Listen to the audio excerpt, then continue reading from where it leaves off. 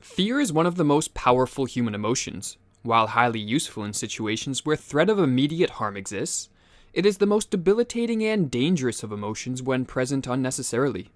In this video, we will examine how fear can be used as a tool to manipulate others, and how those in positions of power, past and present, have effectively used fear to control certain aspects of society. Humans, especially since the Industrial Revolution, have become increasingly protected from the dangers that our ancestors faced in relation to the natural world. But as mankind's fear of nature and the elements has fallen, in its place many other fears have come to fill the void. Some of these fears have arisen in response to real threats, but many have been in response to things imagined, as the Stoic philosopher Seneca pointed out. There are more things likely to frighten us than there are to crush us. We suffer more often in imagination than in reality. While some of these imagined fears are of one's own making, many are the consequence of narratives created by those in positions of power. Individuals looking to take advantage of and manipulate others have long realized the power of fear. When one is gripped by fear of a threat, real or imagined, their rational and higher cognitive capacities shut down, making them easily manipulated by anyone that promises safety from the threat. No passion so effectually robs the mind of all its powers of acting and reasoning as fear, wrote the 18th century philosopher Edmund Burke. Ruling classes for thousands of years have understood the power of intentionally invoking fear in their subjects as a means of social control.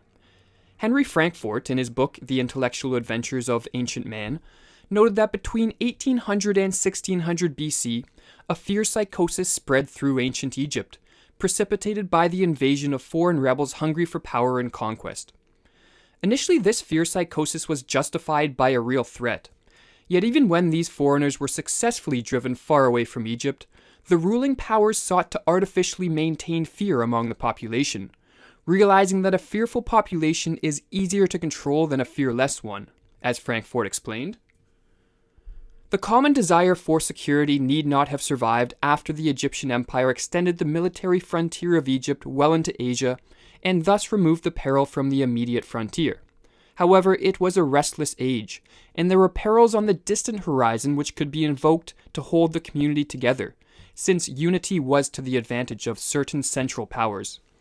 A fear psychosis once engendered remained present, and there were forces in Egypt which kept alive this fear psychosis in order to maintain the unified purpose of Egypt. The artificial construction and maintenance of fear in a population by a ruling class has remained pervasive from the time of ancient Egypt up until the modern day. Oppressive governments often maintain their grip on a nation by continually invoking fear, and then proceeding to claim that only they, the ruling powers, have the means and ability to protect the population from such a threat. The whole aim of practical politics, wrote H.L. Mencken, is to keep the populace alarmed and hence clamorous to be led to safety, by menacing it with an endless series of hobgoblins, most of them imaginary. John Adams, one of the founding fathers of America, echoed this sentiment, writing, "Fear is the foundation of most governments." While there are numerous tactics and strategies that have developed over the centuries to effectively exploit the public through fear, two of the more powerful and efficient are the use of false flags and the implementation of propaganda via repetition.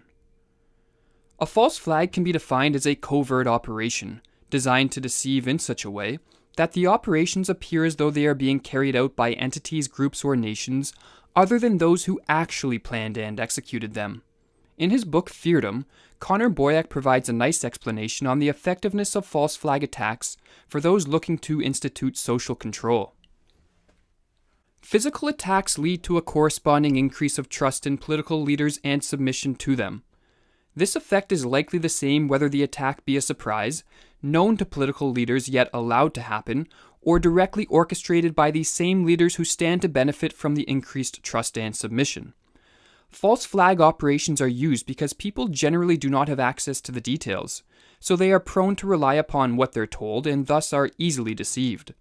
People will, for the most part, believe what they are told in times of crisis, and so government officials, whether their motives are good or evil, capitalize on or completely fabricate the crises. Repetition is also a well-known and prevalent propaganda technique used to solidify falsehoods and perpetuate fear in the public consciousness. By repeating specific phrases and warnings, and displaying particular symbols and images over and over through various mediums, those in power are able to paralyze entire populations with a fear psychosis. The Nazi propaganda minister Joseph Goebbels was well aware of the power of repetition in cloaking falsehoods in a garb of truth, stating, "It would not be impossible to prove with sufficient repetition and a psychological understanding of the people concerned that a square is in fact a circle. They are mere words, and words can be molded until they clothe ideas in disguise."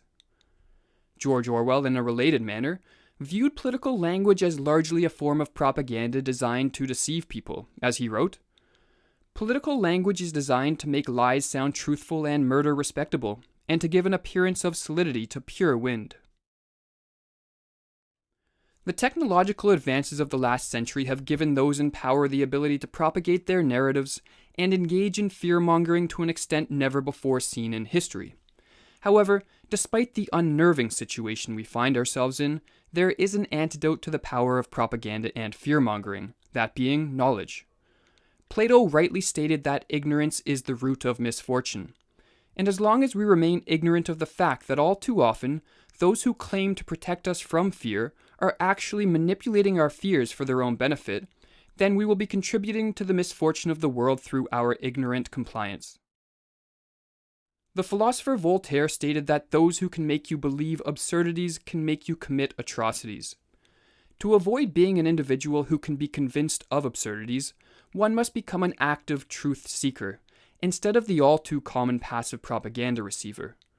An important step in becoming an active truth seeker is the realization that when evaluating the claims of those in power, skepticism is warranted and even necessary.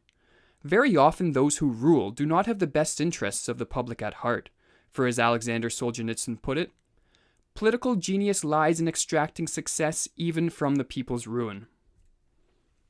The reality is that most of us are not in a position to single-handedly change the world, but we can at least try to rid ourselves of the unnecessary fears which are the fuel for so much hate and destruction in the world. In fact, taking responsibility for one's actions and the beliefs that motivate such actions may be the most important thing one can do when faced with the prospect of an oppressive government. For as Stanley Milgram noted, the disappearance of a sense of responsibility is the most far-reaching consequence of submission to authority, and furthermore, might there be truth to the comment by F.A. Harper that the man who knows what freedom means will find a way to be free? At this point, some may be thinking that while the use of fear by those in power certainly contributed to horrible situations in the past, most notably in the totalitarian states of Russia, Germany, and China in the 20th century, Western nations of the present are far from approaching a situation so dire. Hopefully this is true, but it is important to realize that those who have lived through the rise of oppressive governments have seldom realized the perilous situation they were in until it was too late. We will conclude this lecture with a fascinating but ominous passage from the book They Thought They Were Free, which is based on interviews with normal Germans who lived during the Nazi regime. The following quote comes from one of the Germans interviewed, where he discusses why he thought that more ordinary Germans didn't take a stand against the rise of the Nazi government. "One doesn't see exactly where or how to move. Believe me, this is true. Each act, each occasion is worse than the last, but only a little worse. You wait for one great shocking occasion, thinking that others, when such a shock comes, will join with you in resisting somehow. But the one great shocking occasion when tens or hundreds or thousands will join with you never comes. That's the difficulty. If the last and worst act of the whole regime had come immediately after the first and smallest, thousands, yes millions, would have been sufficiently shocked. But of course this isn't the way it happens. In between comes all the hundreds of little steps, some of them imperceptible, each of them preparing you not to be shocked by the next. And one day too late your principles, if you were ever sensible of them, all rush in upon you. The burden of self-deception has grown too heavy, and some minor incident collapses it all at once, and you see that everything has changed. Now you live in a world of hate and fear, and the people who hate and fear do not even know it themselves. When everyone is transformed, no one is transformed.